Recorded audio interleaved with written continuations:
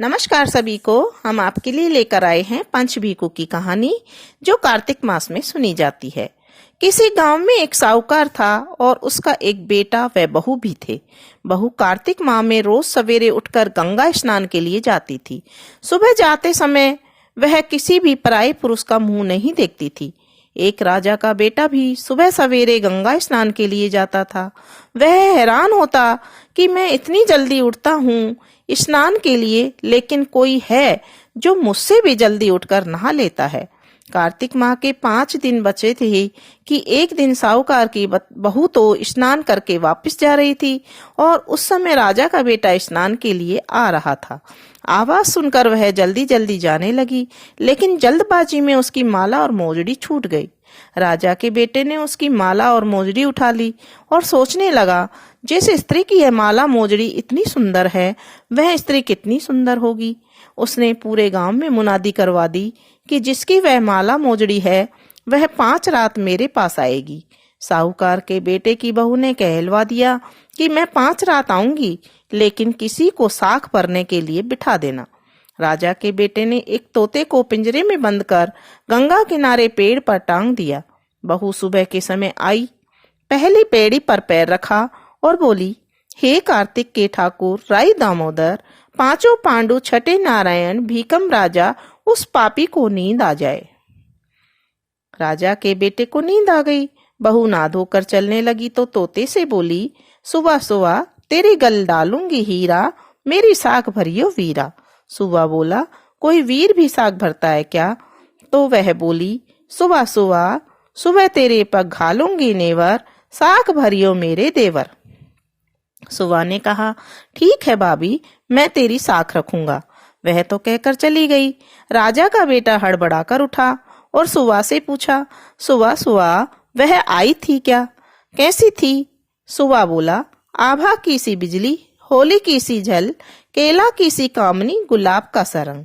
अगले दिन राजा के बेटे ने सोचा कि आज मैं अपनी उंगली में चीरा लगाऊंगा, जिससे मुझे नींद नहीं आएगी। अगले दिन राजकुमार उंगली चीर कर लेट गया। वह आई और भगवान से उसी तरह प्रार्थना करने लगी और राजकुमार को फिर से नींद आ गई। वह स्नान करके फिर से वापस चली गई। सुबह राजकुमार ने तोते से फिर पूछा तो उसने वही सारी बातें दोहरा दी। अब राजकुमार बोला कि मैं आज रात को आंखों में मिर्ची डालकर बैठूंगा।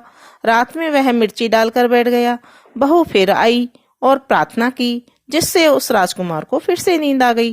राजकुमार ने तोते से बहू के आने की बात पूछी तो उसने फिर से बता दी। राजकुमार फिर सोचने लगा, आज मैं बिना बिस्तर के ही बैठूंगा, और रात को बिना बिस्तर के ही बैठ गया। जब वह स्नान करने आई तो उसने फिर से भगवान से प्रार्थना की और राजकुमार को नींद आ गई। जब वह नहाकर जाने लगी तो आंख बंद करके चली गई। राजकुमार जब उठा तो वह जा चुकी थी।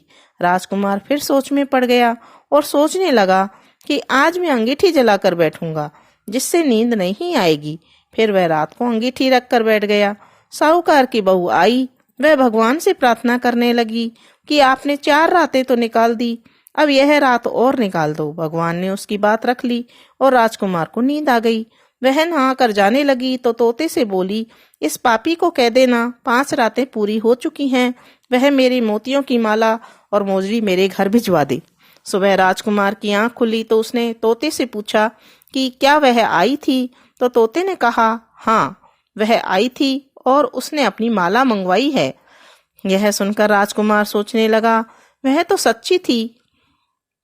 तभी तो भगवान ने उसका सत रखा। कुछ समय बाद राजकुमार को कोढ़ हो गया। राजा ने ब्राह्मण को बुलाकर पूछा कि मेरे बेटे का शरीर क्यों जल रहा है।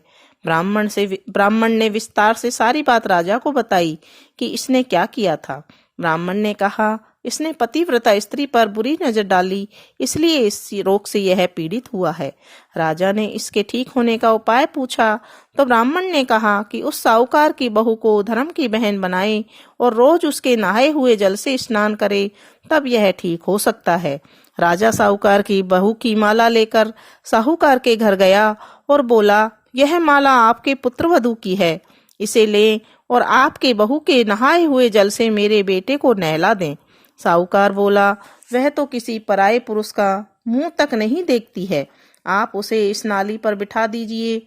वह ऊपर नहाएगी, तब नीचे इस नाली के पानी से आपका पुत्र नहा लेगा। राजकुमार ने ऐसा ही किया और कुछ समय बाद उसका शरीर चंदन सा हो गया। हे पंचभीकु देवता, जैसे आपने साहूकार की पुत्रवती का सत रखा, वैसे सभी का रखना।